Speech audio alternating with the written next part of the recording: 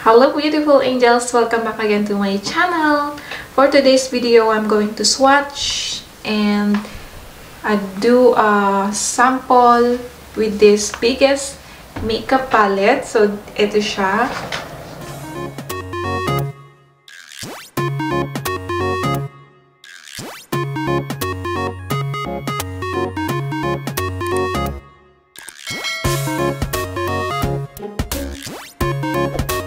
Ito daw yung biggest palette in the whole world. Whole world ng makeup world. This is the I'm so happy to have this exotic pop of Qingbeauty. Ito siya. So, meron silang Instagram, YouTube, Facebook. So makikita mo siya worldwide. So tignan natin yung kanyang loob. Ito siya. Meron siyang 88 vivid and pigmented colors. So, makikita mo naman yun, ang dami-dami. Sobrang hilig ko kasi sa colorful na eyeshadows. Meron akong isa doon, yung Paradise palette. Kasama nito, bali isang box to na in-order ko. So, start na tayo. Gusto kong iswatch yung mga shimmer nila. Mag-swatch ako ng 3 shimmer, 3 matte, tsaka 3 glitter.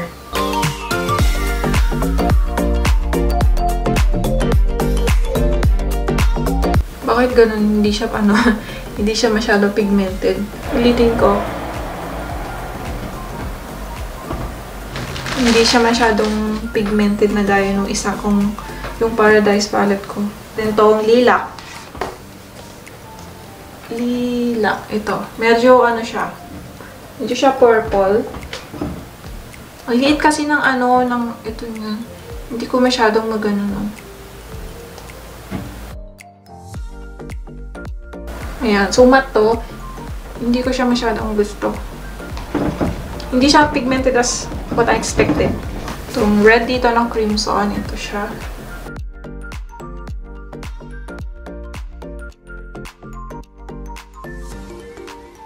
Pigmented pala siya. Ang ganda ng siguro yung pagkakaswatch ko lang. Yung sky blue. Yung creamy niya. Ang ganda. Wow, ang ganda! I love it! Ang ganda ng mga shimmer nila. Ito. Try natin tong blush. Pink siya na shimmer.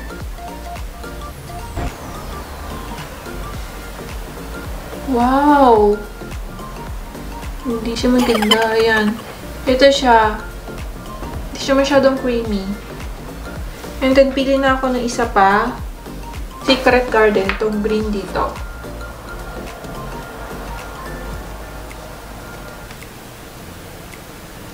Wow! Ang ganda din niya. I like it too. Ang ganda. Next na natin yung yung glitter. Sobrang love ko ang glitter na na eyeshadow.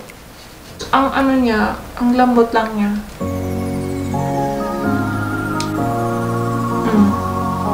Ayan siya, ang ganda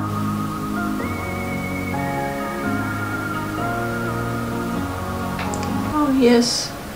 May naiwan. May naiwan dito. Hindi siya lumikit sa skin ko. Idikit natin. Ano ba yan? Ito na lang. Ito.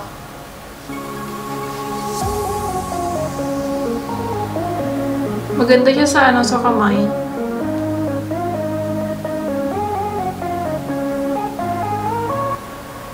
Pero naiiwan lang. May naiiwan lang kasi So far, hindi ako masyadong happy dito sa biggest palette. Honest review. And then next natin yung purple. Try natin tong lavender. Ayan super madikit siya. Pero pag iaan mo na dito, yan, merong natitira. Pero, ayan.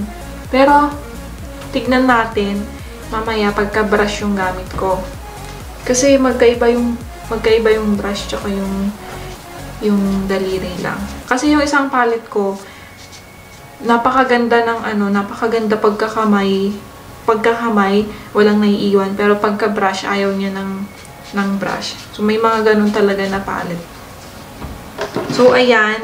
Hindi ko na ito masuswatch lahat kasi 88 siya na color. Siya na ako sa, test. I-test na natin siya kung gaano siya kaganda. So, ayan. Magbabalik ako. Tatanggalin ko lang to and I will be back. Ayan, ako'y nagbabalik na. Nagkitay na ako para mabilis ang aking pagbibideo. So, next na gagawin ko ay papran ko yung mata ko. Maglalagay ako ng concealer. I am using my BYS All Day Wear Concealer.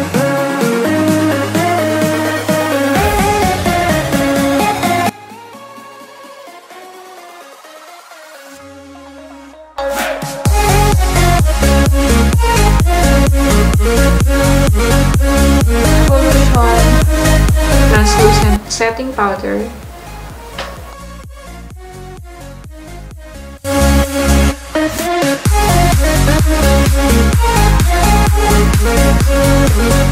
This color here.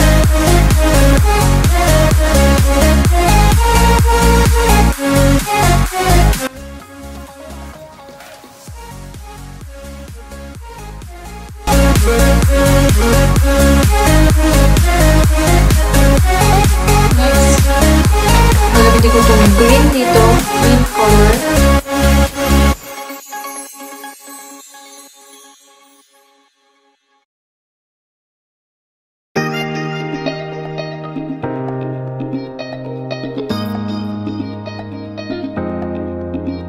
Blue na shadow.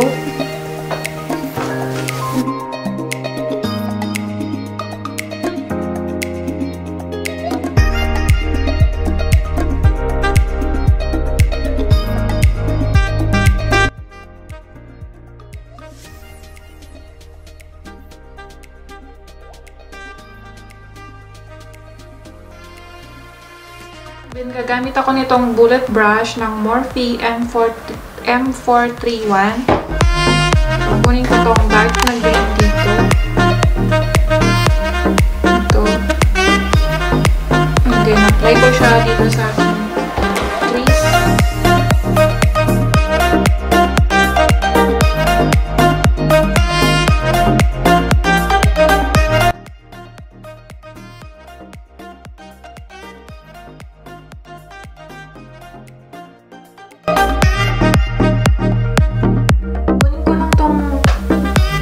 Yellow dito. Then, blend ko siya dito sa taas ng yellow-green.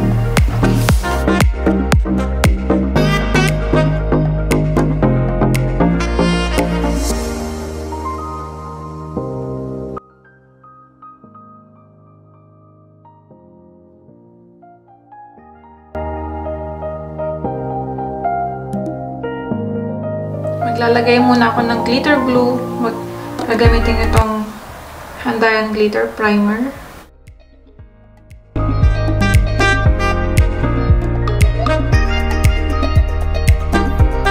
Nag-glitter yung swatch ko kanina.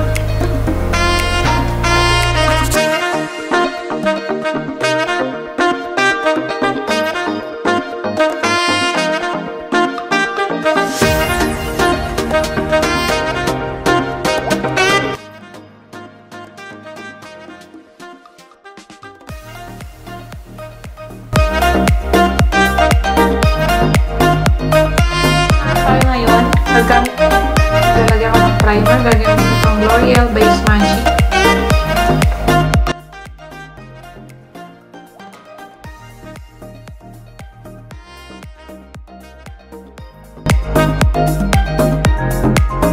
Gamitin ko itong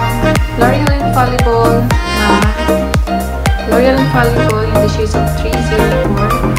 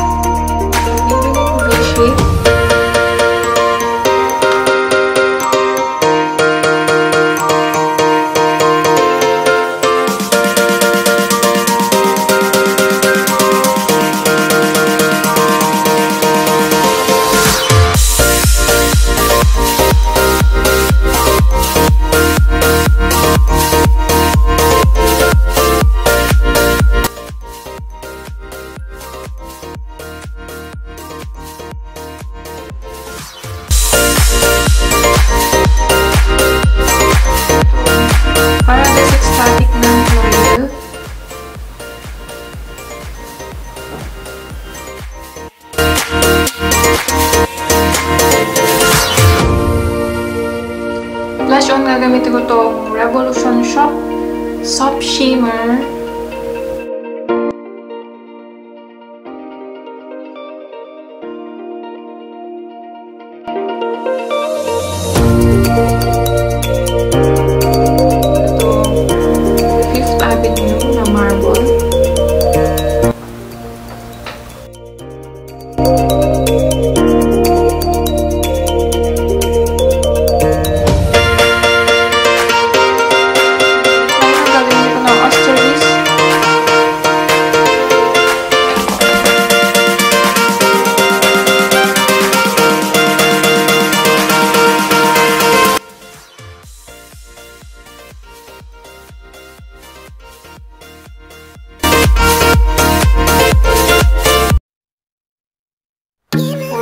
Gagamitin ko tong Glam by Manicure na Sienna.